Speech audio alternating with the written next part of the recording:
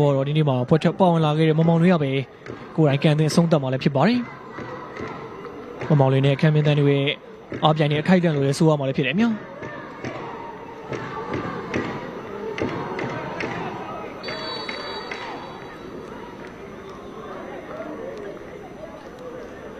မောင်လေးကိုရမြောဒီတွေ့အတိုင်းပဲဒီချိန်မှာဆိုရင်တော့မောင်လေးတကြောပြန်ပြီးတော့ရန်ကုန်နေတဲ့တင်းနဲ့မြန်မာ National League သူ့ရဲ့တကြောပြန်ခီးရတော့အကောင်းဆုံးပုံစံနဲ့တော့စတင်နိုင်ခဲ့ပြီလည်းဖြစ်ပါတယ်အဖို့တန်နဲ့ဥဆောင်ကိုတကူတော့သူ့ရင်ပေးသွားနိုင်ခဲ့ပြီလည်းဖြစ်ပါတယ်ဟုတ်ပါတယ်ကိုဟင်းကြီး9နှစ်ကျော်ကြာမှာရန်ကုန်နေတဲ့တင်းကိုပြန်ပြီးတော့ရောက်ရှိလာတဲ့မောင်မောင်လွင်ပေါ်ယူထွက်မှာပဲတင်းကိုတကူကိုတော့စတင်ရရောက်သွားနိုင်ခဲ့ပြီဖြစ်ပါတယ်သူ့အနေနဲ့မြန်မာ National League မှာနောက်ဆုံးဂိုးသွင်းခဲ့တာက2020ဘောလုံးရာသီကအဆောက်တန်းမြန်မာအသင်းကိုအနိုင်ရရှိခဲ့တဲ့ပွဲစဉ်မှာဖြစ်ပြီးတော့ဒီနေ့ကသူနောက်ဆုံးသွင်းကိုနဲ့တွက်မယ်ဆိုရင်တော့9နှစ်နဲ့4လစီတီပြည့်တဲ့နေ့မှာနောက်ချိန်